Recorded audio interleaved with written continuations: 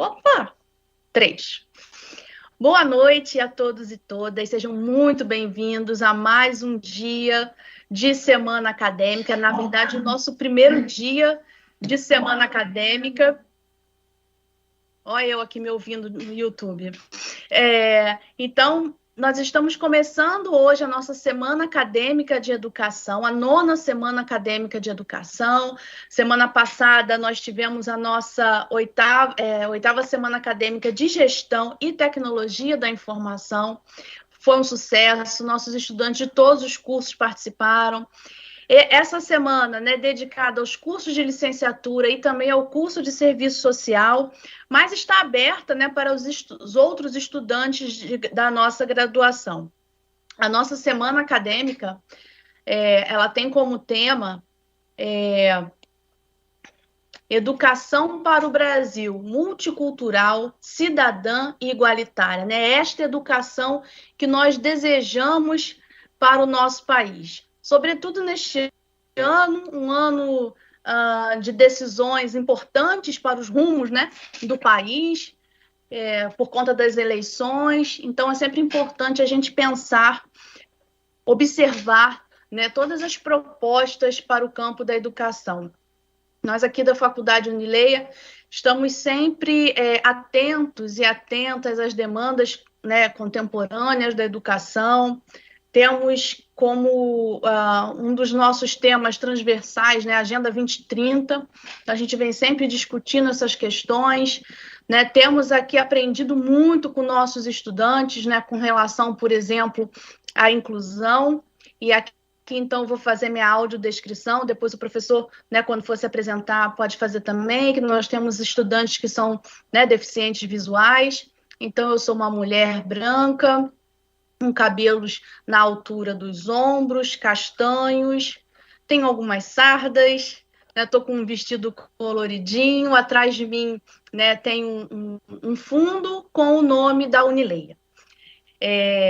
Hoje está um pouquinho calor, então é tudo isso e um pouquinho de suor. Está quente aqui no Rio.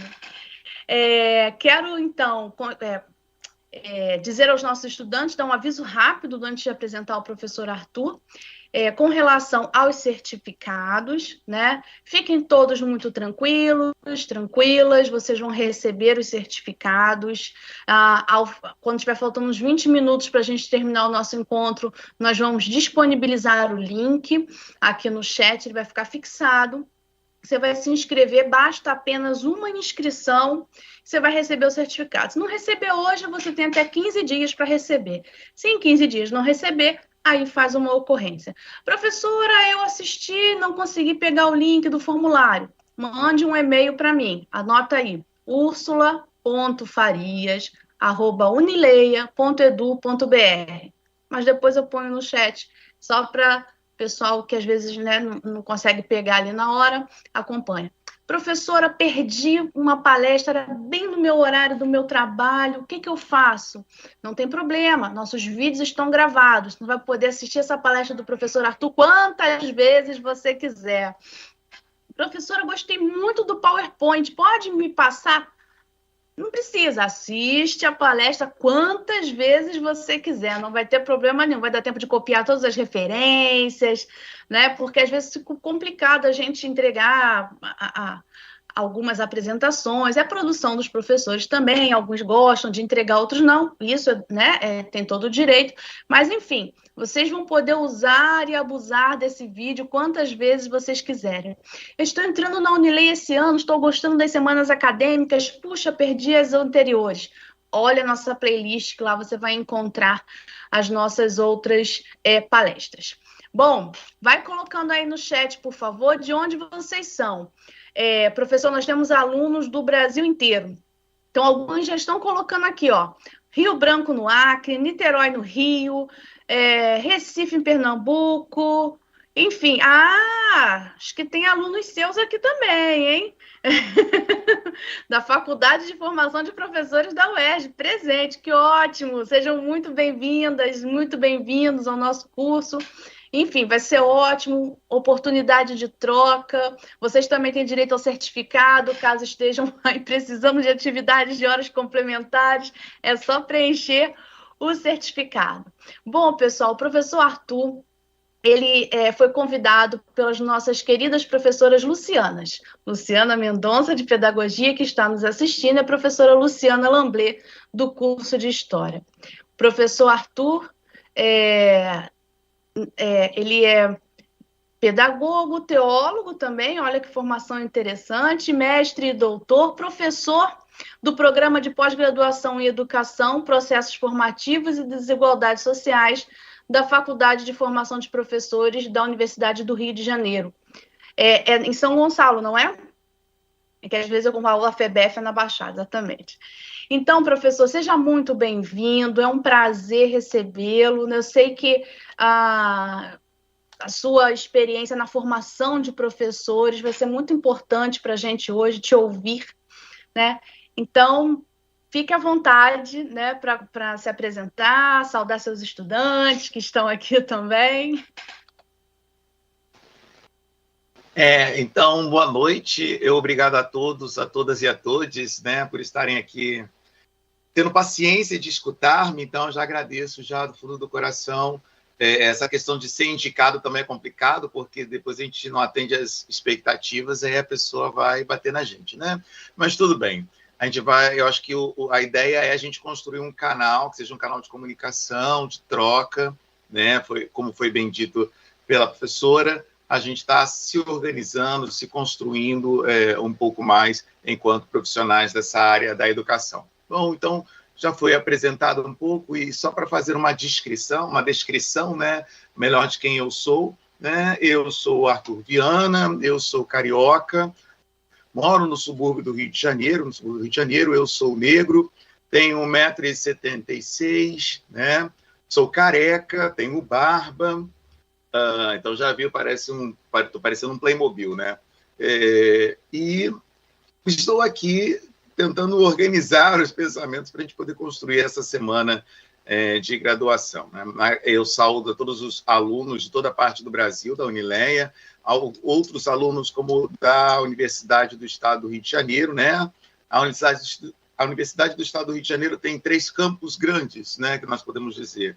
Um é no Maracanã, a Faculdade de Educação, outro em São Gonçalo, a Faculdade de Formação de Professores, e o terceiro em Caxias, Duque de Caxias, que é na Baixada Fluminense, Universidade de Educação da Baixada Fluminense. Eu faço parte da FFP, que é o campus de São Gonçalo, e que está dedicado exclusivamente para a formação de professores, ou seja, licenciaturas. Então, a ideia é trabalhar esses sujeitos em diversos cursos de licenciatura e, de alguma forma, vamos dizer assim, orgânica, ou seja, há uma participação de alunos de História, Pedagogia, Matemática, Ciências Biológicas, todos juntos buscando pensar sobre os processos educativos e, de maneira especial, os processos educativos dentro da região do Estado do Rio de Janeiro, não só da capital, mas dos problemas que são levantados pelas escolas públicas municipais e estaduais do leste fluminense, da região serrana,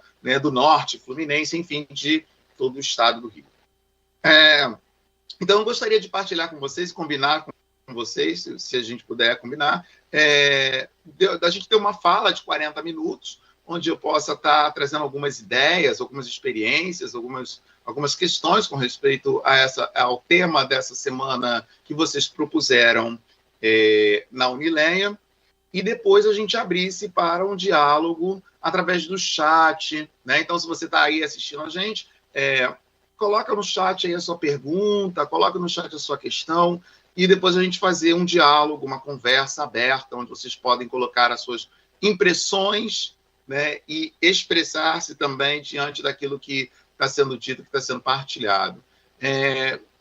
Mal de professor, né, eu vou querer partilhar com vocês algum material para eu não me perder na minha linha de raciocínio. Às vezes eu falo muito isso para os meus alunos, né? Os alunos, eles têm a mania de perguntar assim: professor, é para copiar que está no quadro?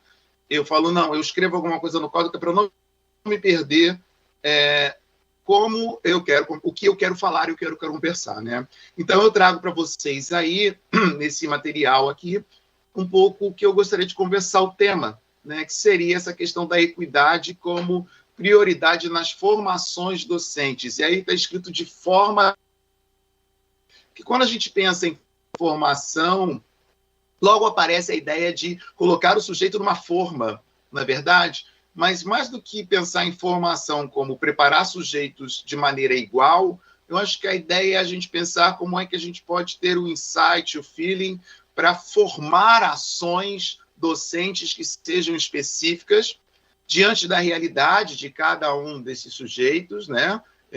Onde estão atuando como profissionais de educação, e que promova a equidade, né? E que tenha a equidade como prioridade nos processos educativos. Nós temos uma escola no Brasil muito conteudista, onde o que se dá peso é ao conteúdo. E aí eu sempre falo que conteúdo a internet já tem. Eu acho que a escola tem que aprender, a escola e os espaços educativos, eles têm que aprender a outras relações diferentes, talvez, da escola, que pudesse ampliar de forma em rede as relações interpessoais produzidas pela contemporaneidade. E, para isso, terá que ser ações mesmo docentes. Não vai ter que ser apenas uma formação curricular, essa gavetinha, essa questão de gavetinha. Não, vai ter que ser uma ação um pouco mais ampla, né? Então, dentro desse, eu queria falar de onde eu estou partindo com a nossa conversa, né? E eu queria trazer um ponto, acho talvez principal ou fulcral daquilo que eu queria conversar com vocês, e depois um questionamento que vocês podem ir matutando na cabeça de vocês, pensando no coração, né, para que a gente pudesse dialogar. Eu queria partir de 2 pontos específicos que são nesses 2 anos, e aí vou dizer 2021, 2022, um olhar que nós estamos tendo para 2 figuras importantes no processo educacional brasileiro, né? E aí eu estou falando desde a UERJ, estou falando desde o lugar onde eu me encontro. A UERJ, ela dedicou 2 anos, né, de comemorações. Ano passado, pelo centenário de Paulo Freire, em 2021, né, mesmo em pandemia, fizemos a comemoração do ano de Paulo Freire. E esse ano a UERJ está comemorando o Darcy Ribeiro, né, o centenário de Darcy Ribeiro. E aí, especialmente, o meu grupo de pesquisa, ele tem se dedicado a fazer as leituras. Ano passado fizemos as leituras dos livros, dos textos de Paulo Freire, e esse ano, e terminamos com uma jornada, que nós temos sempre no final do ano, uma jornada que é Jornada de Educação Não Escolar e Pedagogia Social. A do ano passado foi dedicada a Paulo Freire, e a desse ano, que vai acontecer em novembro, estão todos convidados, vai ser transmitido pelo YouTube também, vai ser em homenagem a Darcy Ribeiro. Então, trazendo um pouco essas indagações que nós, enquanto pesquisadores do grupo de pesquisa fora da sala de aula da UERJ, no qual eu sou coordenador, a gente tem se debruçado, então, Darcy Ribeiro e o Paulo Freire. E a pergunta, né? Como formar ações possíveis para produzir a diminuição da desigualdade social neste país? Então, acho que é um pouco isso que a gente poderia estar pensando, ou gostaria de trazer para vocês nesta noite, como reflexão e abertura desse seminário, né, dessa semana que vocês estão construindo. Mas eu sou também uma pessoa muito lúdica. Então, antes de começar qualquer coisa muito séria, eu gosto sempre de trazer um pouco de ludicidade. Eu acho que a ludicidade, ela faz a vida ficar um pouco mais leve. E nesse processo, um dos textos que eu mais gosto, e aí realmente é pessoal, né? Questão pessoal, é Alice no País das Maravilhas, do Lewis Carroll, né? Lewis Carroll. E aí eu gosto muito dessa ideia, quando a gente faz uma pergunta sobre prática docente, seja ela escolar ou não escolar, que nós estamos chamando de uma prática docente ampliada, a não escolar, e aí podemos incluir até esse local, esse espaço que estamos criando aqui como YouTube, é um espaço de prática educativa não escolar, e também é uma forma de exercício de docência ampliada. As redes sociais passam a ser esse local, depois da pandemia de Covid-19, né? Então, tem uma parte do texto, mais ou menos na metade do livro da Alice no País das Maravilhas, em que ela se encontra perdida e ela encontra o gato. O gato em cima de uma árvore. Se você vê o filme, é só a cabeça do gato, né? Aquele filme onde tem o Johnny Depp, né? Só tem, mas no livro está o gato inteiro em cima da árvore. E a Alice, ela faz a pergunta clássica, né? Tem uma árvore, 2 caminhos, e ela não sabe para onde ela vai. E ela vê o gato em cima da árvore e pergunta para ele assim: gato, para onde eu devo ir? Né? Qual caminho que eu devo tomar? E aí o gato responde assim: onde você quer ir? Para onde você quer ir? Onde você quer chegar? E a Alice fala assim: não sei para onde eu quero ir. Estou perdida, eu não sei para onde eu quero ir. E aí ele solta essa frase que eu gosto muito: se você não sabe aonde quer chegar, qualquer caminho serve. E a gente sabe as consequências disso na história da Alice no País das Maravilhas, né? Ela acaba pegando um caminho, como ela não sabia para onde ela quer ir, pega o caminho para encontrar com a Rainha de Copas, e aí acontece toda a história do cortem as cabeças, toda aquela coisa que acontece, ela vai presa. Então, mas essa é a pergunta e a resposta para nós que estamos trabalhando com formação docente. Se a gente não sabe aonde a gente quer chegar, qualquer caminho serve. E num desses caminhos a gente pode se estrupiar. Então, a premissa primeira é aonde eu quero chegar, aonde eu quero estar, né? Com quem eu quero estar para formar ações. E aí a pergunta trazida no slide, né, eu acho que é uma pergunta muito positiva, ou seja, se eu quero formar ações docentes que promovam, que produzam processos de equidade nas relações interpessoais entre alunos e professores, então eu tenho um determinado caminho a fazer. Então, é um pouquinho isso que eu quero conjugar a ideia da Alice com aquilo que a gente está falando. Ou seja, se eu tenho claro para mim que a minha prática docente, seja como professor, licenciado em matemática, licenciado em pedagogia, licenciado em história, geografia, português, porque o conteúdo, como eu digo muito na sala de aula, eu sempre falo, o conteúdo é apenas uma desculpa que a gente tem para se encontrar na escola, né? Porque o que a gente vai fazer são trocas possíveis e específicas de estágios diferentes que nos encontramos. Porque eu tenho, nas minhas disciplinas de psicologia da educação e psicologia social, eu tenho conhecimento do conteúdo que dá uma experiência diferente do meu aluno, mas o meu aluno também é capaz de aprender esse mesmo conteúdo com a experiência dele. Então, a escola passa a ser o lugar da troca das experiências, o conteúdo é o momento do encontro, é o lugar do encontro. Mas não, na nossa escola conteudista, a gente acaba colocando a dimensão do conteúdo como principal. E isso é grave, porque a gente pode acabar pegando um caminho que não é o caminho da equidade, ou da busca por uma equidade, né? Gosto muito mais do termo de equidade do que igualdade. A gente gosta muito da palavra igualdade e eu acho que a dimensão da palavra igualdade, ela traz um pouco de fala, ela é falaciosa, porque no fundo basta olharmos uns aos outros e nós somos todos diferentes, nós não somos iguais, né?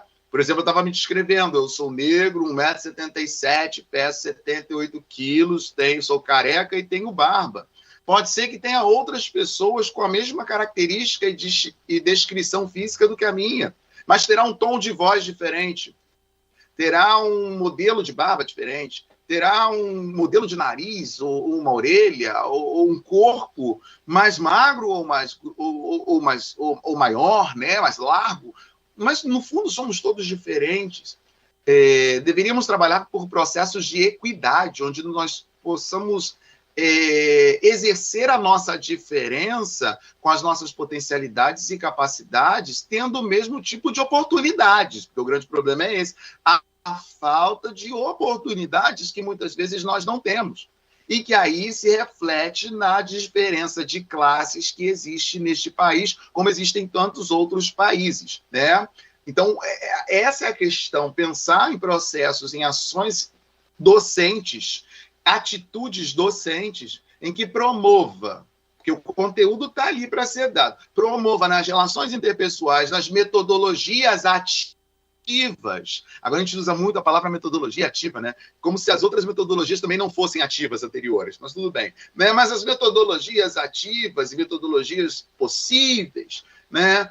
Como essas podem ajudar processos de desigualdade. Processos de desigualdade, ou seja, sair da desigualdade para a equidade. Porque também tinha um sonho, que aí eu acho que a Covid ela trouxe muita desgraça, muita tristeza, mas a Covid ela trouxe também muita coisa para a gente pensar.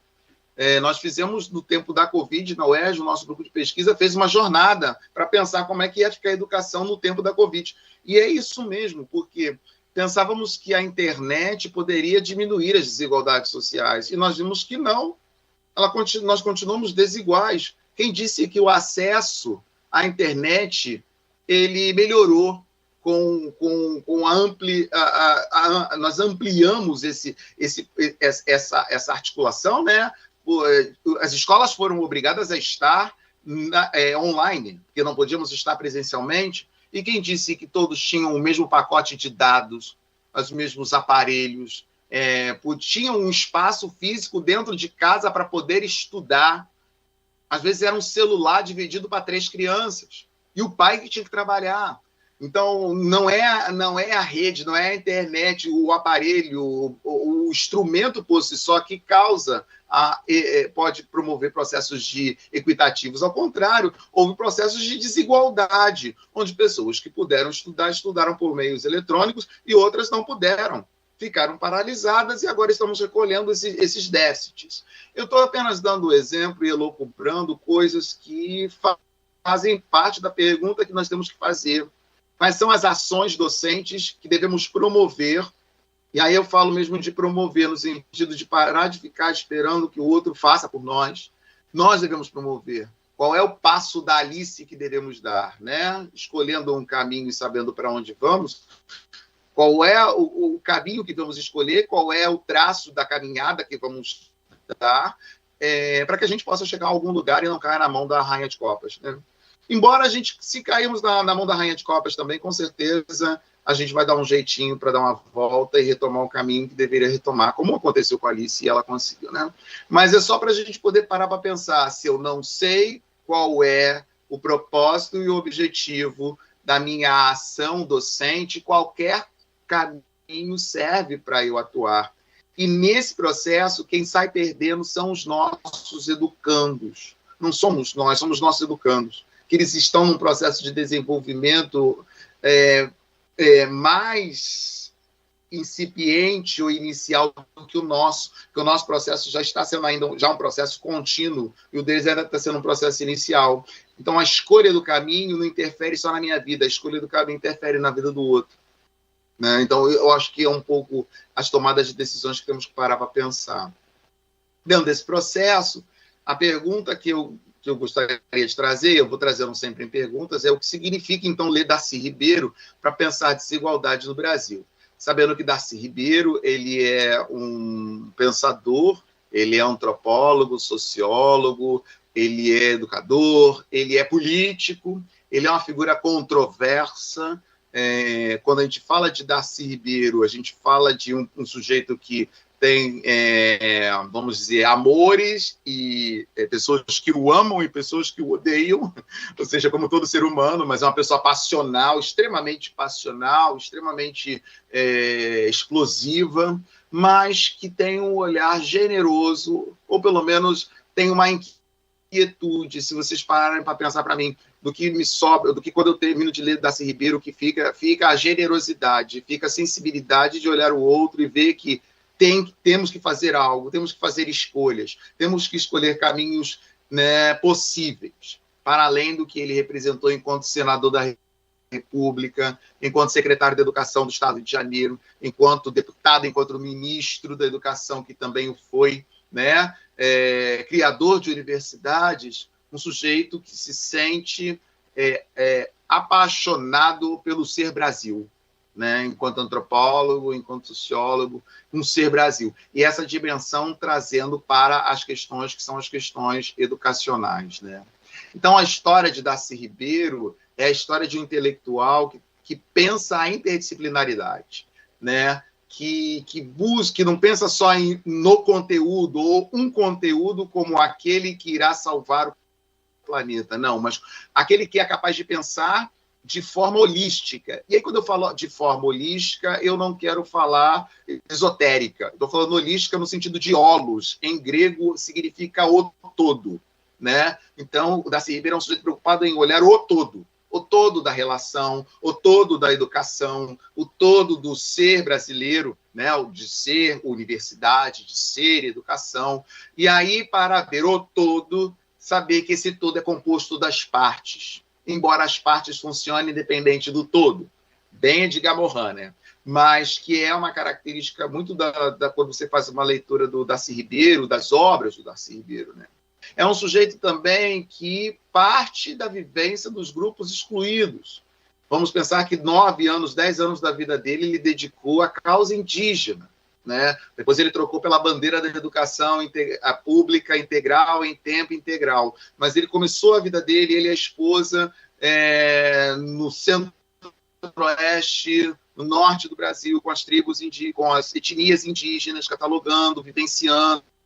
Todo o trabalho feito e realizado é uma dimensão de entender que há um Brasil excluído, há um Brasil marginalizado pelo próprio Brasil.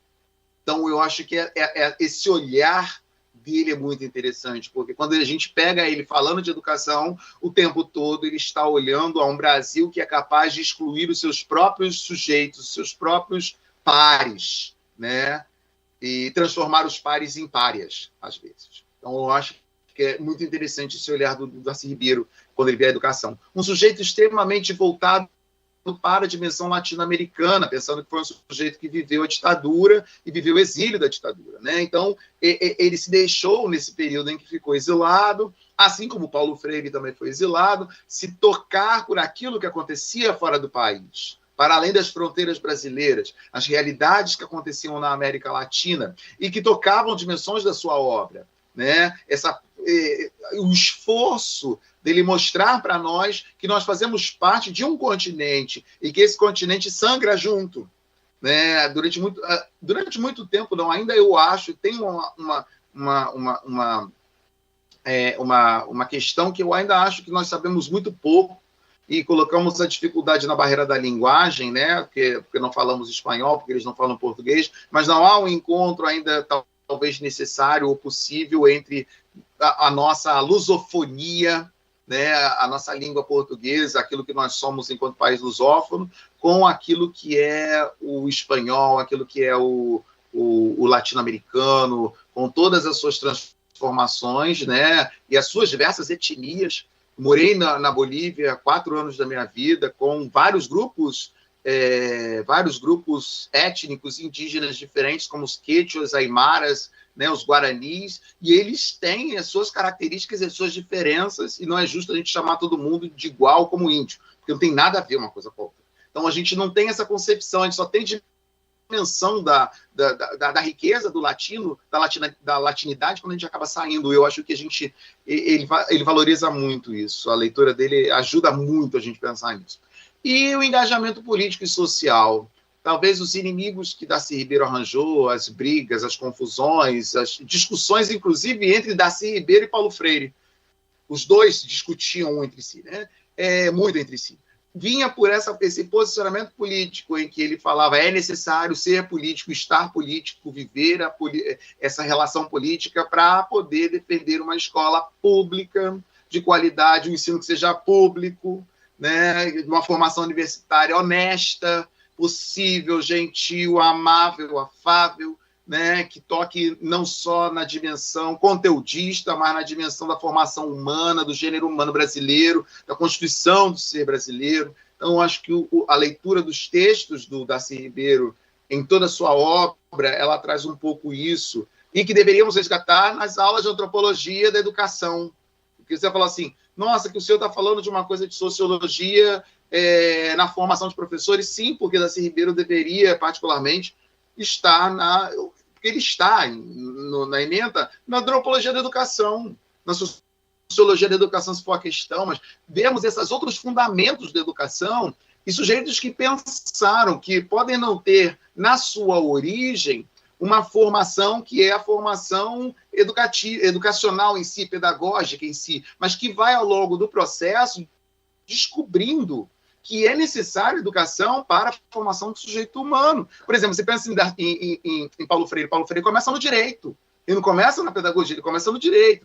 O Darcy também começa na antropologia. Mas ele vai percebendo que a educação é um instrumento, é uma chave, é uma ferramenta fundamental para que ele possa entender o ser antropos, ser homem, ser pessoa. E para ele, como um ser apaixonado, como um mineiro apaixonado, que ele era mineiro, um mineiro apaixonado pelo ser brasileiro, né? Quem é esse brasileiro? Então, eu acho que voltarmos, eu acho que como estudantes e formadores de licenciados desse país, voltarmos aos fundamentos da educação. Aí eu militando por causa própria, né? Psicologia da educação, filosofia da educação, antropologia da educação, sociologia da educação, porque muitas vezes eu vejo a gente muito preocupada com as didáticas do ensino de ciência, metodologia do ensino de história, metodologia do tempo e espaço, são fundamentais porque o currículo pede.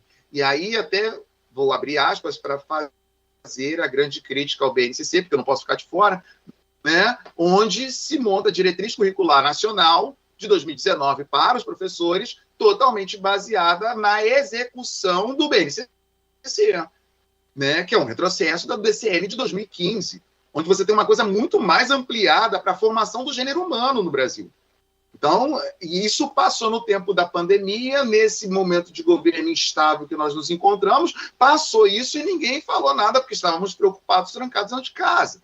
Então, e foi. E temos que adequar os nossos currículos a isso. Então, a crítica é necessária ser feita. Então, o ler esses sujeitos, como eu estou trazendo aqui, fazer a leitura deles, é voltar à história, para poder falar também, somos capazes de fazer essa leitura crítica, para promover a equidade nesse país e a educação brasileira seja um pouco mais possível para todos, né? Saindo do conteudismo e entrando na questão das relações e da reflexão crítica sobre a realidade. E aí aquela frase clássica do Darcy Ribeiro, né? A crise do Brasil, da educação no Brasil não é uma crise, ela é um projeto. Né? Então, essa frase é uma frase que ecoa, esse ano todo está ecoando nos espaços lá na UERJ, mas é a frase clássica do Darcy Ribeiro, que no Brasil, na verdade, a educação estar em crise é um projeto das elites. E isso se conversa com Paulo Freire. Né? Ou seja, essa dimensão da elite que vai ocupar um espaço, que quer ocupar um espaço, né? E eu vou fazer só uma anedota, né? Um parêntese. Picharam aqui, eu moro no bairro de Marechal Hermes, e picharam numa dos muros da escola aqui, picharam que não se quer uma educação pública de qualidade porque a educação vai fazer o povo pensar. E é verdade, ou seja, pensar é isso, uma educação que leve o sujeito a pensar, vai fazer ele a pensar sobre si mesmo, vai fazer ele a pensar sobre o que estão fazendo dele. E quem são esses que estão fazendo isso com ele? Então, a crise da educação no Brasil não é para ser resolvida no pensamento do Darcy Ribeiro. Ele fala, a crise da educação no Brasil ela é um projeto a ser continuado. Então, a ideia é lutarmos contra esse projeto, não contra a crise. Isso é que é interessante. Não é lutar contra a crise na educação, é lutar contra o projeto de fazer da educação um espaço de crise. E esse é o processo. E que a gente não consegue entender quando a gente lê o Darcy Ribeiro, que é isso que ele está falando para nós. Por isso que ele se transforma tão atual. Bom, ele morreu aí em 97, mas estou falando assim, é um sujeito que morreu no final do século XX e que continua sendo esquecido dentro dos processos formativos da licenciatura e que promove uma formação crítica e reflexiva para a promoção de equidade dentro da educação brasileira, né? E aí eu trouxe alguns exemplos só de textos e apresentar, porque eu gosto disso. Pelo menos, a gente tem muito do Paulo Freire, que a gente tem a pedagogia da libertação, a pedagogia do oprimido, tem a pedagogia da autonomia, tem o livro Educação como Prática de Liberdade, a importância do ato de ler, vários livros do Paulo Freire, mas quando se pergunta qual o livro do Darcy Ribeiro, a gente fica boiando, né? Então, acho que é interessante a gente também falar e apresentar alguma coisa interessante do que foi escrito dele. Ele escreveu mais que isso, mas escrito dele voltado para uma dimensão educacional ou voltando antropologicamente para uma educação que beira a crise, né? E crise como projeto. Tem um livro da criação da UNB. Nós temos que saber que o Darcy Ribeiro, ele é um dos fundadores da Universidade de Brasília, e ele é o fundador da Universidade do Norte Fluminense, em Campos dos Goitacazes, aqui no Rio de Janeiro.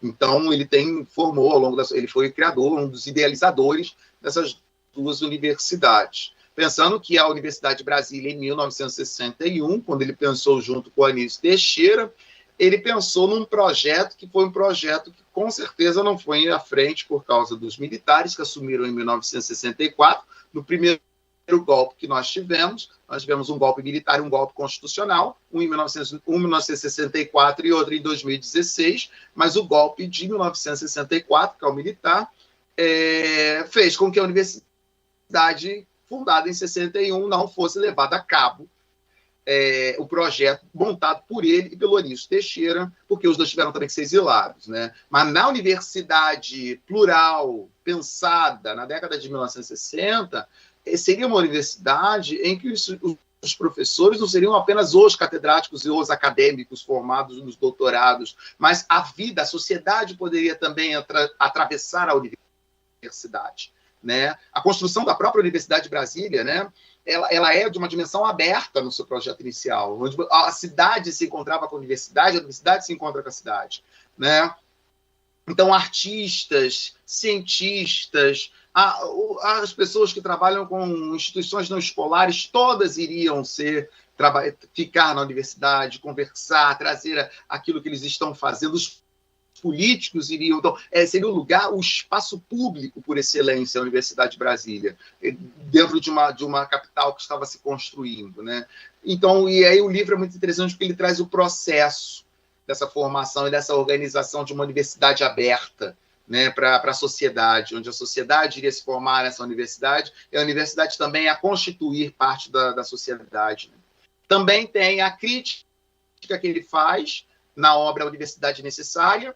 Darcy Ribeiro faz uma crítica dos problemas enfrentados pelo ensino superior na América Latina, seja o ensino superior público ou privado, isso fruto já da sua vivência no exílio, né? Então, como é que essa universidade ela pode funcionar, e aí ele vai entrando na dimensão da educação. A educação, a universidade e o projeto educacional pode se transformar numa ferramenta, ele vai utilizar a palavra do livro Arma, por isso que eu coloquei entre aspas, porque ultimamente a gente não usa essas palavras, né? Esse final de semana a gente está falando que não, e não deve usar mesmo, pelo amor de Deus. Mas ele utiliza essa educação como uma ferramenta fundamental, importante para a emancipação cultural, econômica e tecnológica. Isso também que é interessante. Ele escreveu um livro na década de 1970, falando da potência tecnológica que as universidades devem usufruir, né? A própria universidade ela é um dispositivo tecnológico. Então, ele está pensando nesse processo enquanto o educador.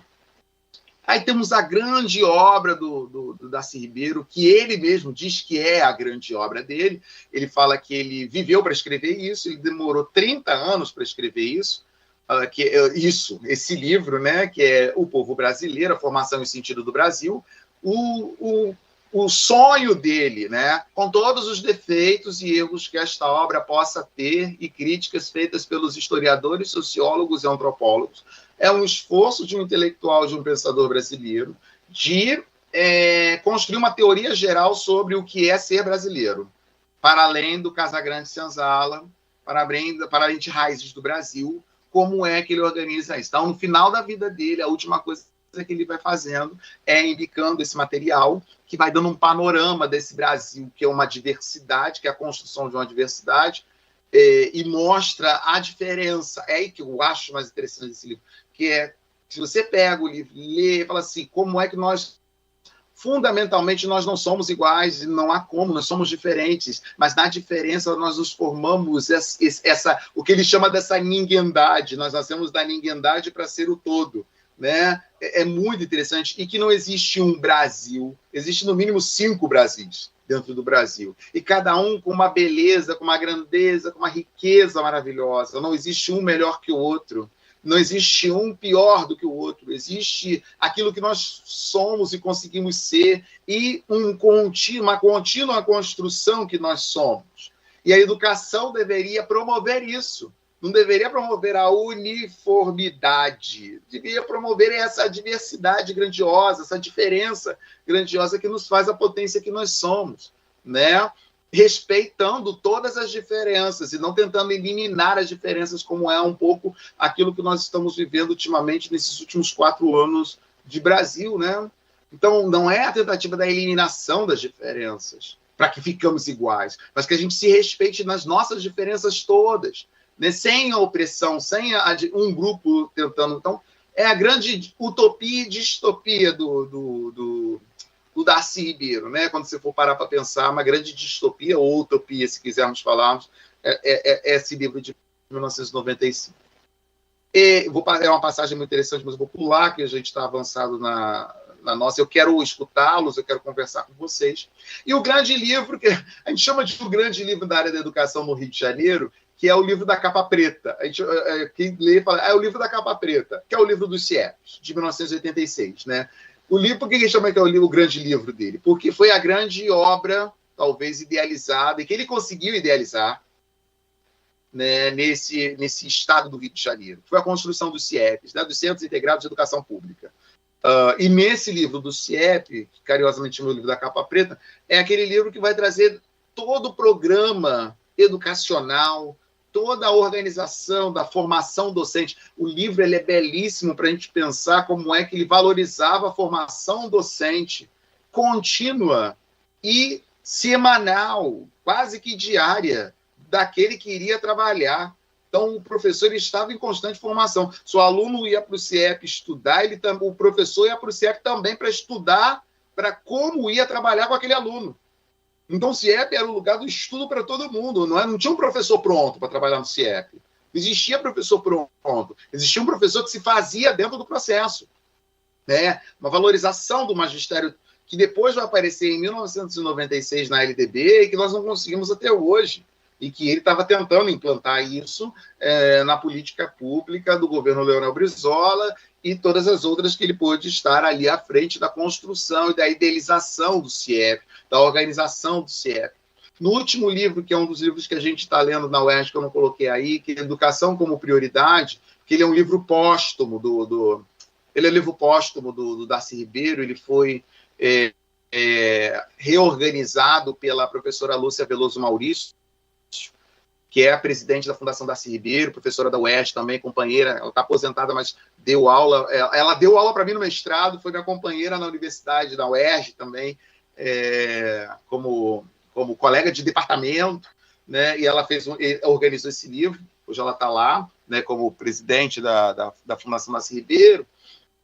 Nesse livro, ele vai mostrando, quando a gente pega esse livro Educação como Prioridade, do Darcy Ribeiro, tem um capítulo que fala só da valorização do magistério. Então, como é que ele tinha essa preocupação importantíssima de fazer com que esse professor, ele verdadeiramente tivesse um lugar, mas não um lugar que fosse pronto, um lugar construído, né? Não existe um professor pronto, existe um professor que está sendo. Muito Paulo Freire isso, né? Um professor que está sendo constantemente. Então, o CIEP ele tem um modelo revolucionário de local, uma proposta revolucionária de local, é uma obra, ele pede para o Niemeyer fazer e desenhar o CIEP, e que se tenha a mesma estrutura física, seja na Baixada Fluminense, seja na comunidade, no Complexo da Maré, seja na Zona Sul, ou seja, que todo mundo tenha o mesmo espaço, né, que o CIEP fosse um lugar mais agradável, bonito possível do espaço. Então, a organização, a forma do projeto, ele tinha que ser algo mais precioso, que todo mundo se orgulhasse de ter a escola no meio da comunidade, em qualquer lugar da comunidade. Eu acho isso muito interessante. Meus pais têm uma casa de praia de veraneio em Saquarema, e aí, às vezes, eu sempre fico impressionado quando eu estou indo para essa Saquarema de carro, eu vejo um CIEP lá dentro, numa comunidade, nesse Saquarema. É o mesmo CIEP que eu vejo aqui na cidade do Rio de Janeiro, ou seja, a estrutura é a mesma. Pode ser que os cuidados entre eles hoje em dia sejam um pouco mais diferenciados, mas a ideia dele era, em qualquer lugar, não importa o lugar, você tenha esse centro integrado de educação pública, né, que foi confundido com assistencialismo, populismo, né, por muitos políticos, por muitos intelectuais, né, e que nesse livro, pelo menos o livro do CIEP, ele tenta justificar esse viés, ou amenizar esse viés, ou essa discussão, esse preconceito com respeito à política dos CIEPs, né? Eu acho que são as leituras, por mais que eu acho que toda leitura tem que ser feita de maneira crítica, mas se nós nos apropriarmos dessa criticidade para poder traduzir isso no que é possível atualmente, eu acho que quem ganha somos nós, né? Os livros estão postos para que a gente possa repensá-los, né? E falo, inclusive, daqueles que eu escrevo. Todos têm que ser repensados. Já não pertence mais a mim, não pertence mais ao intelectual, pertence ao todo.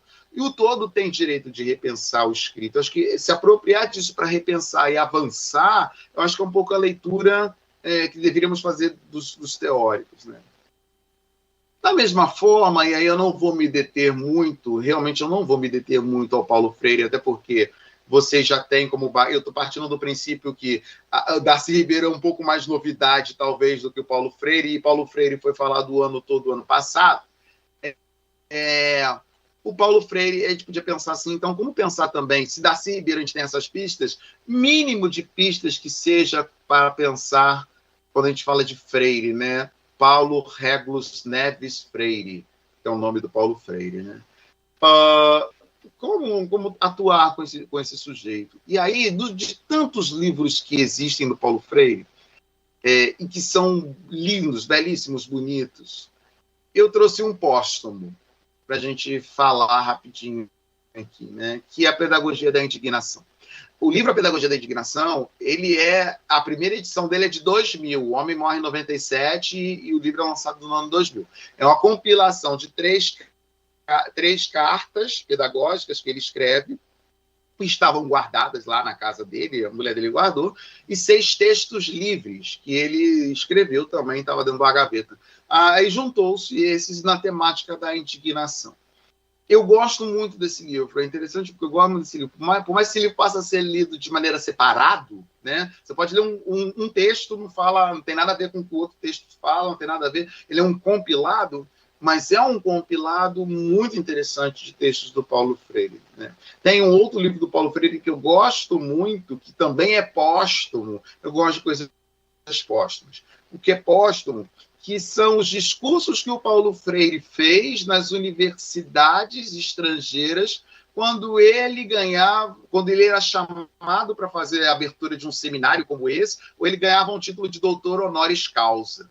É um livro grosso, e aí tem discursos dele feitos na Argentina, discursos dele feitos em Santiago do Chile, discursos dele feitos nos Estados Unidos, discursos dele feitos em Paris. Esse livro também é muito interessante. Cartas para um Mundo Possível, eu acho que é o nome desse livro. Depois mas procurem isso. Eu acho que é muito interessante. É um livro também recente, ele foi lançado também depois de 2000, e que é muito interessante a gente recuperar essa ideia desse sujeito, desse intelectual, né?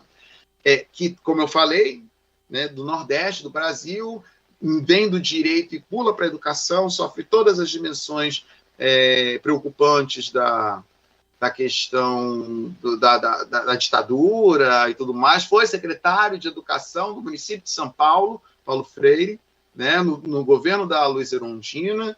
Então, é um sujeito totalmente envolvido na educação, Paulo Freire, só dando uma pincelada porque vocês sabem. Mas por que me chama a atenção esse livro?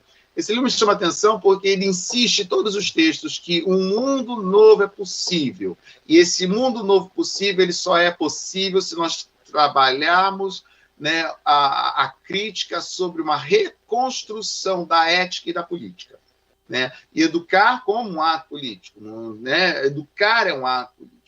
E outro ponto, em todos os textos, os 9 textos que estão nesse livro, não se faz educação sem olhar para os marginalizados.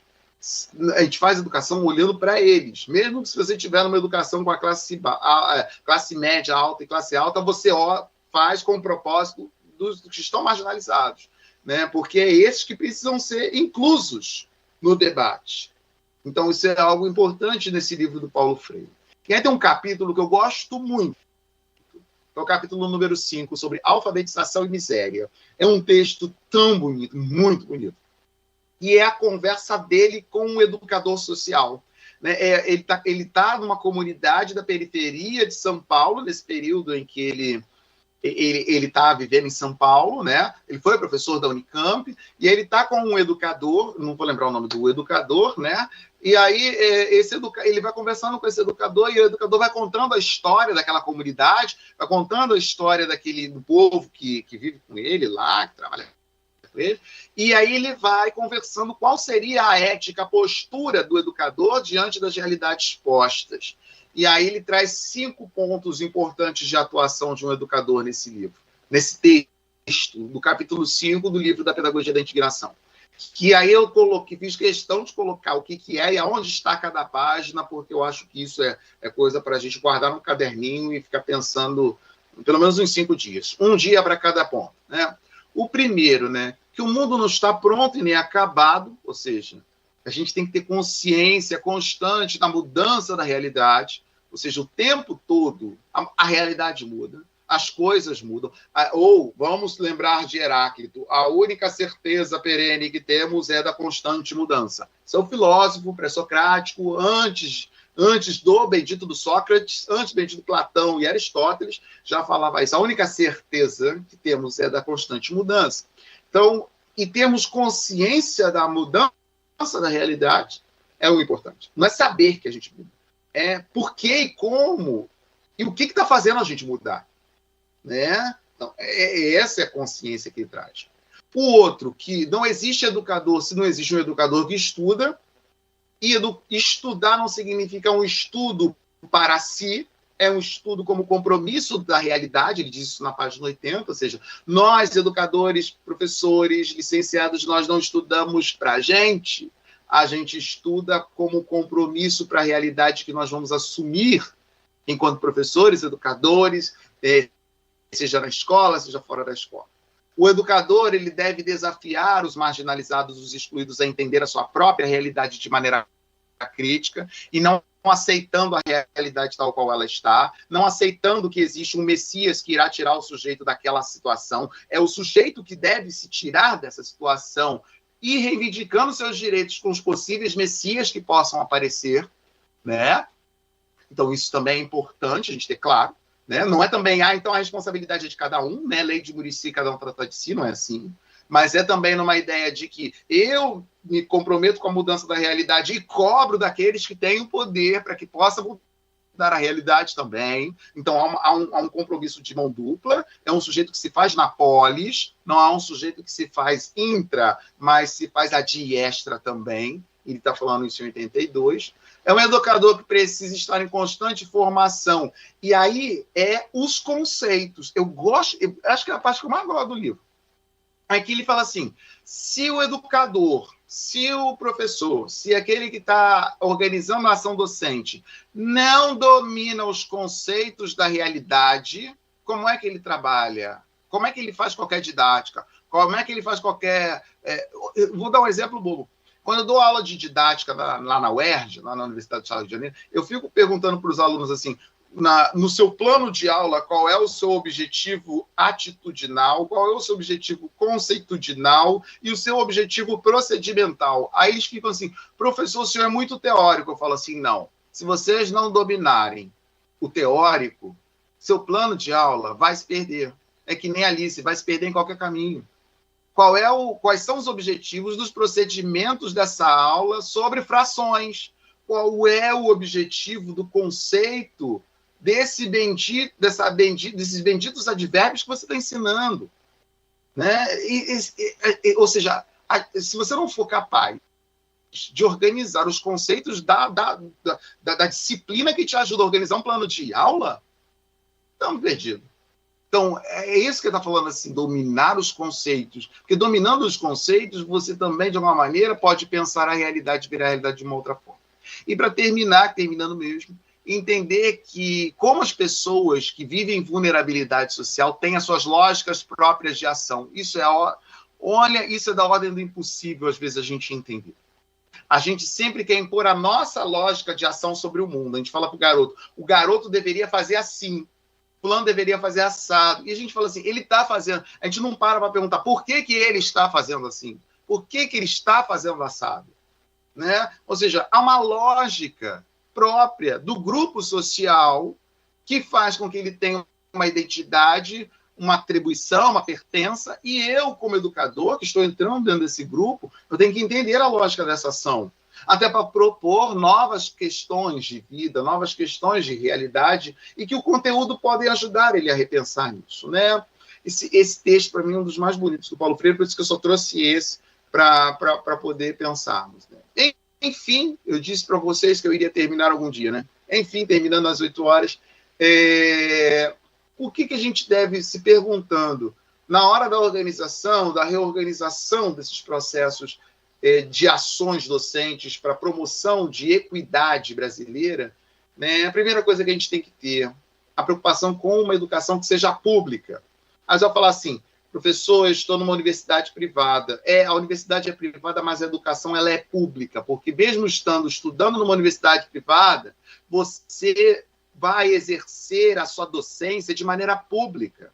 Eu falo isso muito para os alunos. Eu falo assim, no seu título, atrás do seu título, vai vir um selo do MEC, vai estar escrito licença, vai ter um número. Aquilo ali é a tua licença para atuar publicamente em todas as instâncias, inclusive nas privadas. Então, não tem educação privada. Toda educação ela é pública, porque ela é um serviço ao público. É um serviço ao público, ao todo, a polis. Então, a preocupação com essa educação, independente se é na escola pública ou na escola privada, né? Que seja de ordem democrática e aberta às demandas dos grupos que se encontram à margem. E quando eu falo grupos marginais, à margem, não estou falando de violência, embora a violência esteja na margem, mas estou falando que esteja à margem do consumo e do reconhecimento de que são sujeitos de direitos e de deveres, né? Porque estão à margem, porque não tem o dinheiro que era para ter, não tem o acesso que era para ter. Então, esse é o processo. Estou falando de marginais no sentido de violência, estou falando de marginais que existe um grupo dominante hegemônico que articula-se de forma a deixar alguns sujeitos fora da margem.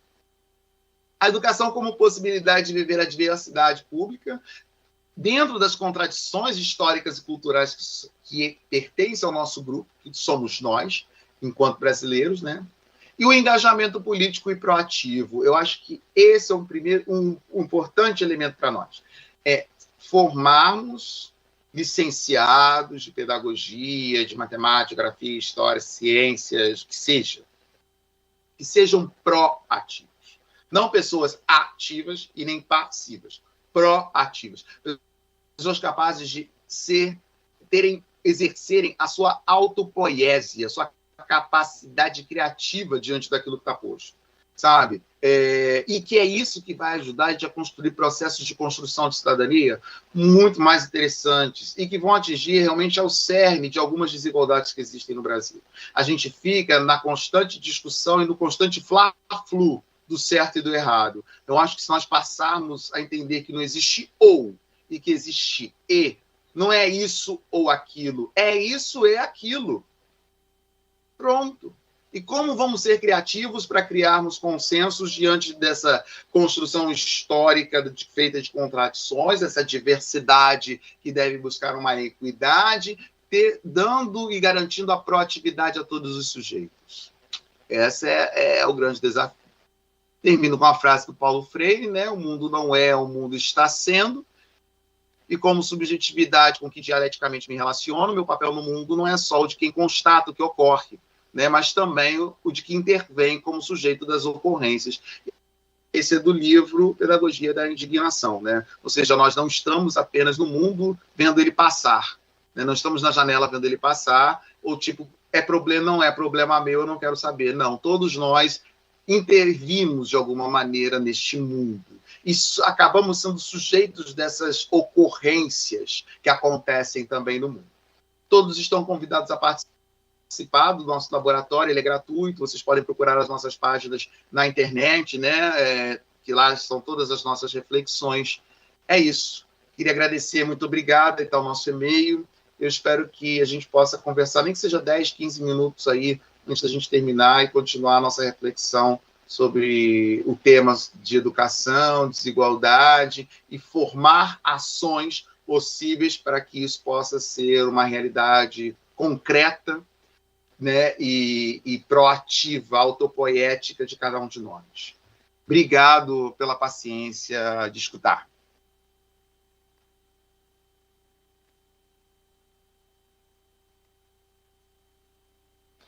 Professor, muito obrigada. Os estudantes estão colocando aqui, continua falando. Eu também, né? Então, já que eles falam, continuam falando, eles têm que perguntar, né? O que eles querem que você continue falando, né? Então, enquanto eles não perguntam, estão lá botando palminhas, eu fiz várias anotações aqui, fiquei assim, viajando, né? Uma coisa, enfim, acho que ponto comum aqui comigo, com Luciana, com Laisa, e outros professores aqui, é a nossa crítica à BNC Formação, né? E é praticamente um ensino técnico, né? Do tipo, aperte essa porca, lixe essa madeira, né? Enfim, aliás, há cursos técnicos com mais discussão e proposição de visão do mundo do que como a BNC Formação está sendo colocada, né? Eu participei de alguns encontros da ANPU, né? Que é a Associação Nacional de Pesquisadores de História, né?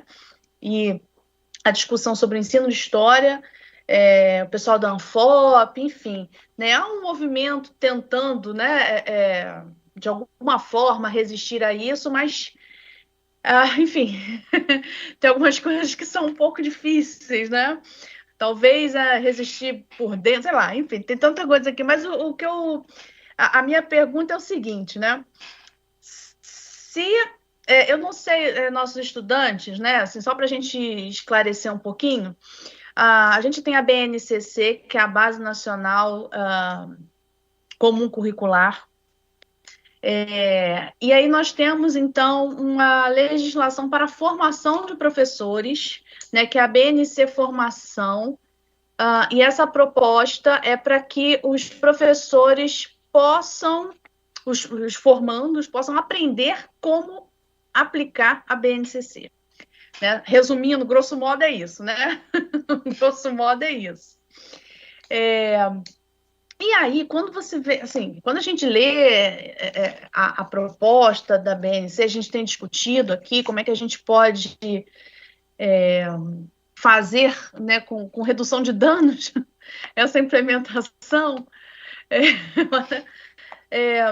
Mas quando você vem trazendo, assim, Paulo Freire e Darcy Ribeiro, assim, que eu vejo neles, né, duas coisas realmente são contra tudo isso que a BNC vem propondo, né? Que a BNC Formação, a própria BNCC, né, cheia daqueles códigos, tem que aprender isso, aprender aquilo. Eu que sou do campo da história, a gente foi duramente afetado, né, sobretudo no ensino médio, né, que é uma coisa assim complicada, né? Teve consulta nacional, teve isso, teve aquilo, mas enfim, aí vem né? Não foi, não foi. E aí, quando você traz aqui, né, tanto o Darcy Ribeiro quanto o Paulo Freire, foram duas pessoas que também estavam num momento muito complicado, né? E vem trazendo propostas, e não só propostas, né, ações. Assim, o Paulo Freire, ele foi um cara de muita ação, né? E uma coisa da ação dele que eu trago assim como experiência para mim enquanto professora, assim, enfim, todos os projetos que eu me meto, né, uma coisa que eu observo muito do Paulo Freire era o fazer com. Isso é fantástico. Então, o livro Cartas à Guiné-Bissau, que eu já li, reli trocentas vezes, e gosto de ler os livros da experiência dele no continente africano, né? E o fazer com. né? Então, tem algumas passagens, eu recomendo que vocês leiam, porque Paulo Freire, gente, ele é um teórico da ação, né? Ele pensa sobre sua ação o tempo todo, né? Não é aquela pessoa de postulados, embora o pessoal acabe falando frases dele soltas, assim, né? Quase como uma catequese e sem muita reflexão, né? Cartas à Guiné-Bissau, eu acho que assim, vocês precisam ler. Assim, leia Cartas à Guiné-Bissau, leiam depois Pedagogia do Oprimido. Eu gosto dessa ordem invertida, cronológica, assim, né? Porque é muito interessante como ele vai falando, né, em Cartas à Guiné-Bissau. Ele é convidado, né, o Paulo Freire, ele vai para o exílio.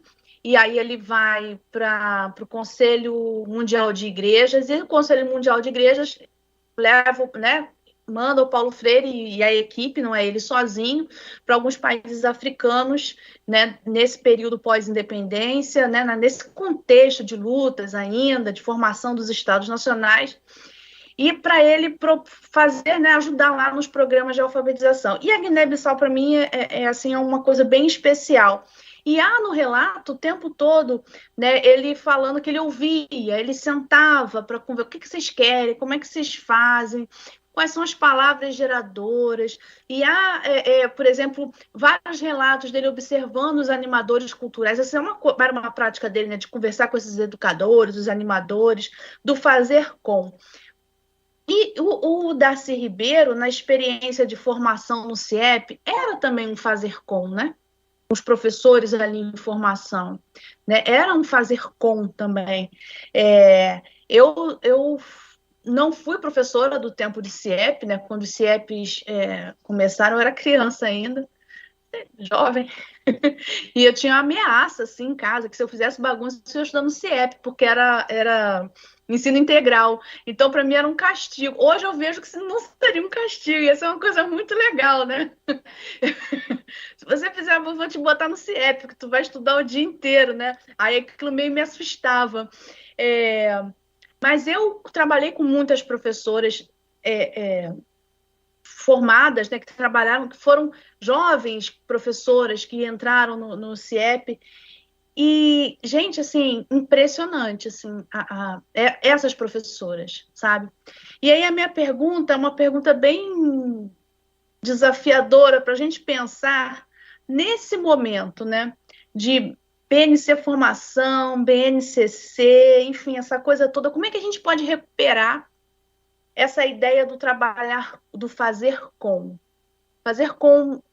nossos alunos, né, e não ajudá-los a pensar, né, mas pensar com, né? É um desafio, né? Quero pensar com você. Aí você me coloca numa situação terrível. Porque, olha só, eu acho assim, quando eu peguei a primeira questão das diretrizes curriculares nacionais de 2019, eu tive vontade de mudar de país. É tipo assim, é um retrocesso da que você tinha de 2006 e de 2015. A 2006, que seria aquela organizada para a pedagogia, e a de 2015 organizada para as licenciaturas e a complementação pedagógica, né? As pessoas que não fizeram bacharelado, precisavam fazer licenciatura. Porque, para mim, foi um golpe de faca, porque eles retiraram totalmente da formação aquilo que você disse que é muito fundamental, que é a questão da formação humana. Eles colocaram totalmente voltado para a execução de um currículo, nem um currículo, a execução de um conteúdo, de algo, então, faça isso, faça aquilo outro, e aí você falou assim, eu como historiadora, que vim da história, licenciatura de história, fui mais atingida. Eu falei assim, eu não sou da pedagogia de raiz, eu sou da filosofia. Então, a filosofia também sofreu o mesmo corte, filosofia, sociologia, história, não serve, que é português, matemática, e aí tem umas outras questões que eu quero entrar na discussão, eu não quero entrar em discussão, mas já entrando, que é você pensar em ensino médio, pior ainda, porque o ensino médio acaba sendo jogado no chão, no sentido do tipo, agora a gente vai fazer escolas vocacionadas, aí você vai ter empreendedorismo, vai ter esporte, vai ter projeto de vida. É uma coisa que me irrita profundamente a palavra projeto de vida. Porque, assim, eu vou fazer de uma maneira bem genérica, eu vou me permitir fazer de uma maneira bem genérica. Quem é que vai dar, que profissional da educação com licenciatura vai trabalhar projeto de vida? E o que é projeto de vida? dentro dos grupos sociais, né? Projeto de vida não é pensar crítico sobre a sua própria vida. Isso a história, a sociologia, a filosofia podem fazer. Agora, um projeto de vida pensando o que você quer ser, que prova você vai fazer no Enem, isso não é projeto de vida, né? Empreendedorismo. Quem é que vai trabalhar com empreendedorismo? Né? A professora de matemática, a professora de português, vai trazer administração, mas como é que eu vou trabalhar empreendedorismo em comunidades marginalizadas, né, que estão à margem, vulneráveis?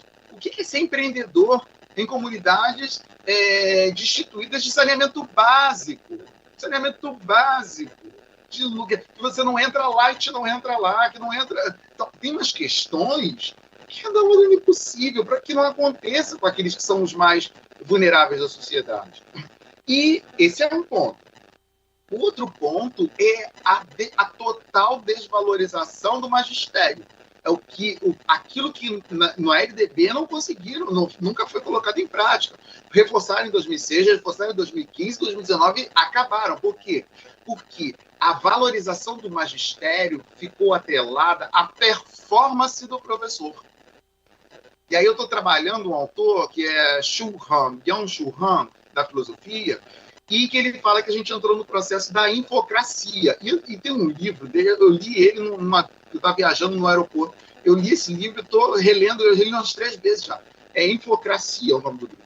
E ele fala assim, ele faz uma comparação entre Michel Foucault, o regime disciplinar do Michel Foucault e ele, agora, né, o que nós estamos vivendo. Ele falava assim, se no regime vigiar e punir, do regime disciplinar, nós temos corpos dóceis, agora no sistema, que é um regime que ele chama regime da informação, dos dados, não importa se eles são falsos ou não, os corpos são os corpos performáticos. Ou seja, o importante é a performance. Né? Por isso que eu tiro foto e já passo um filtro. Por isso é que o importante é, eu vou fazer uma dinâmica com a turma, tiro foto e coloco lá no Insta. Né? Borro a cara da criança e coloco lá, olha como é que eu sou um bom professor. Eu tiro foto e mostro. É a performance. Não se escolhe mais. Então, o professor ele vai ser formado para fazer uma performance em sala de aula. Então, pegue isso, faça aquilo, coloque aquilo, saiu aqui, está ótimo. Pensa não precisa pensar nisso não. E a escola vai deixando de pensar sobre a vida. Por que tem tiroteio? Não tem tempo de pensar no tiroteio. Né? A gente tem que terminar a matéria. Né? O fulano morreu. Não tem tempo de pensar em morte. Por quê? Porque temos que terminar a matéria. Então é sempre assim. Nós estamos ficando, a escola está ficando cada vez mais longe da vida. E a formação do profissional também está passando por isso. Está se perdendo o que o Paulo Freire falava da dimensão da consciência crítica da realidade. Né? Por isso que lá em Guiné-Bissau falava assim, como é que vocês fazem? Como nós fazemos juntos? Porque tem consciência da realidade. Qual é a realidade de Guiné-Bissau? Né? Quando você vai para o interior do Brasil, ele fala assim, o que é? Pode-se até falar, vovó viu a uva, mas você chega e fala assim, aqui não tem uva, mas por que não tem uva? E a gente começa a pensar que por que no interior do Brasil, naquele semiárido, não existe uva? E por que a palavra uva está numa cartilha, né, que não serve para a gente? Então, qual é a outra palavra que tem? Então, esses processos que o Paulo Freire fez estão limados, porque agora estamos globalizados e o importante é a performance do professor, não é o desempenho do aluno. Nós vamos sair da ideia do desempenho do aluno para a performance do professor, na área da formação. E aí é preocupante, porque não vamos ver o outro com a sua necessidade, e ele vai continuar desigual. Por isso também pensar, e aí você falou uma questão muito interessante, que eu também, quando eu tinha CIEP, eu era criança, e aí hoje em dia, no nosso grupo de pesquisa, a gente lendo o Darcy Ribeiro, tem antigas professoras de CIEP lendo conosco. E elas falavam, é isso mesmo que faziam conosco. Todo dia tinha formação. Não tinha material didático, a gente tinha que criar o nosso material didático. Né? A gente ganhava um adicional para poder preparar na parte da tarde, enquanto as crianças estavam fazendo outra coisa, a aula do dia seguinte. Gente, era isso que acontecia no CIEP. Claro que essa política foi desmontada, a política do CIEP foi desmontada, mas existia ali um fogo, um chamariz, alguma coisa no início, que falava assim, é possível ter recursos públicos para atender demandas que são de formação permanente. Ele usa no termo formação permanente, ele não usa formação continuada, mas ele falava assim, existem as escolas de demonstração. As escolas de demonstração era um professor mais experiente iria conversar com o professor que está chegando, ia falar, então, a experiência que eu tenho é essa, qual é a experiência que você está tendo? E aí eles iam conversar, o professor antigo com o professor novo, e aí eles iam discutir, e aí aquela coisa que é o fazer com. Não é só fazer com o aluno, é fazer com também entre nós. A gente tem uma mania de fecha a porta da sala de aula, a turma é minha, eu faço o que eu quero, porque o importante é a performance. Não. Então a gente não trabalha no colegiado, a gente não trabalha em conjunto, a gente não trabalha em grupo. O CIEP, ou a proposta, pelo menos inicial de CIEP, é um fazer com os meus pares, né? Que o governo tentou um pouco nisso numa residência pedagógica, mas que não rolou. Não rolou. É uma outra vibe que pensou residência pedagógica como residência médica. Nós não somos médicos. A escola não é hospital. Por isso que residência pedagógica do CNPq não funcionou. Não funciona. Como não funciona o pró-docência? Tem uma ideia do pró-docência. Não funciona porque trabalha o pró-docência como se fosse pró-ciência. Estou falando de espaços da... Não vai funcionar. Tem que funcionar como escola. E olha que eu nem estudo a escola, mas as críticas que eu faço à escola é essa. Abrir a escola, para que a escola fale com o mundo, para que a escola fale sobre a vida, para que faça com o senhor da padaria, faça com aquele que está lá dentro do jornal, faça com o grande empresário. A escola tem que fazer tudo junto, para que ela possa fazer para a sociedade faça parte dela. Esse processo de formação docente que estamos criando, nós estamos criando uma bolha, nós vamos ver um domo. E aí essa escola não vai servir para a contemporaneidade. Nós estamos criando uma distopia. E isso é complexo demais, né? E vai ser preocupante para todos nós, formadores de formador, que somos nós, professores universitários, e aquele que vai para a base. Para a base e que não vai dar conta, ele só vai saber performar. É um corpo performático. Ele vai lá, encena, faz o que tem que fazer, dá nota, os alunos acham ele maravilhoso, mas não atendeu a demanda crítica, da consciência crítica da transformação, da mudança, que a educação foi pensada tanto para Darcy Ribeiro como para Freire, a possibilidade do ser escola, seja ela no molde do Paulo Freire, do com o outro, seja no molde do Darcy Ribeiro, que era o OLOS, né? A educação integral em tempo integral, envolvendo todas as dimensões do indivíduo que tangem a sociedade, saúde, nutrição, que tinha a ideia no CIEP, dentista, a nutrição, que é a alimentação, o esporte, o banho, todas as coisas. Ele foi acusado de assistencialista, mas que tocava em dimensões que a margem não tinha, né? E que ele estava introduzindo, tem que se introduzir em algum momento. Eu acho que é um pouco isso que eu tinha para conversar, senão a gente fica aí até meia-noite. Sim, a gente não pode ficar até meia-noite, que o pessoal do estúdio, né, enfim, são nossos companheiros trabalhadores que precisam ir para casa, a gente está em casa, eles não, né, enfim, eu ficaria até meia-noite, mas aí, enfim, a gente pode marcar depois com as Lucianas, a gente vai para algum lugar bater esse papo, né, mas só para arrematar aqui, pensando, né, eu acho que uma alternativa para a gente, né, enquanto professores formadores, nossos estudantes, que nós temos já muitas professoras, estudantes que são professoras, estão fazendo pedagogia agora, ou estão fazendo uma segunda graduação, né? Você você trouxe uma fala interessante com relação a estar às margens, né?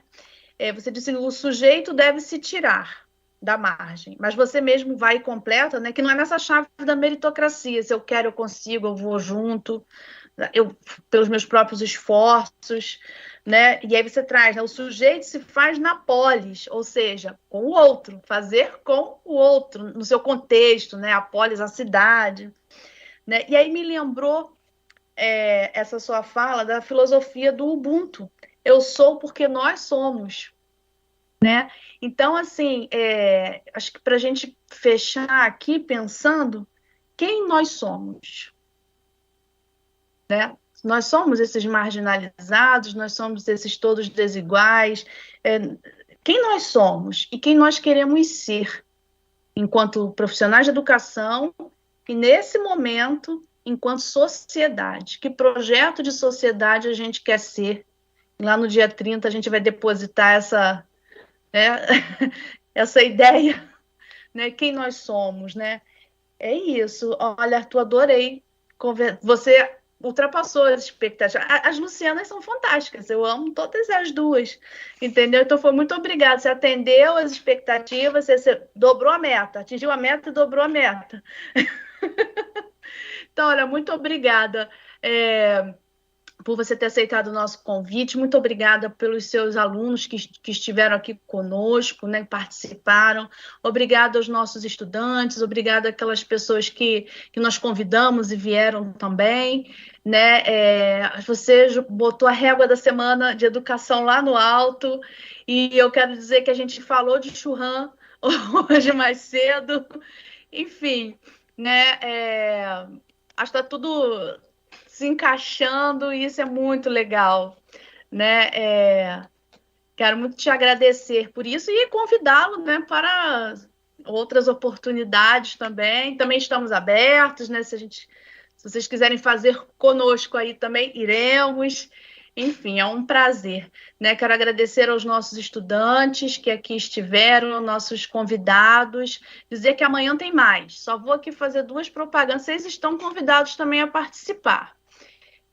A internet aqui está meio complicada, mas vamos lá. Amanhã nós temos nossos encontros na parte da tarde, às 15 horas, com o professor Fábio, trazendo a discussão inclusão ou inserção, desafios vivenciados pelos professores com deficiência, né?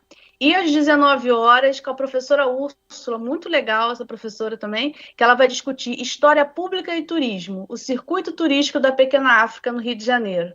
Né? Então, essa é a nossa conversa de amanhã. Vocês estão todos convidados. O professor Arthur, se quiser, também pode participar. Enfim, é isso. Você pode, então, se despedir também. Fica à vontade. Sou eu quem agradeço o convite, agradeço também a acolhida aos alunos da UERJ que estiveram participando aqui do nosso grupo de pesquisa. Vocês estão convidados também a estar conosco em vários momentos. Vamos ter uma jornada agora em novembro. Depois conversa aí com as Lucianas, que elas passam tudo aí para vocês, sem problema nenhum. Enfim, muito obrigado. Quando precisarem, é só chamar, a gente vem com a alegria, tá bom? Obrigado mesmo, gratidão. Tchau, tchau, boa noite.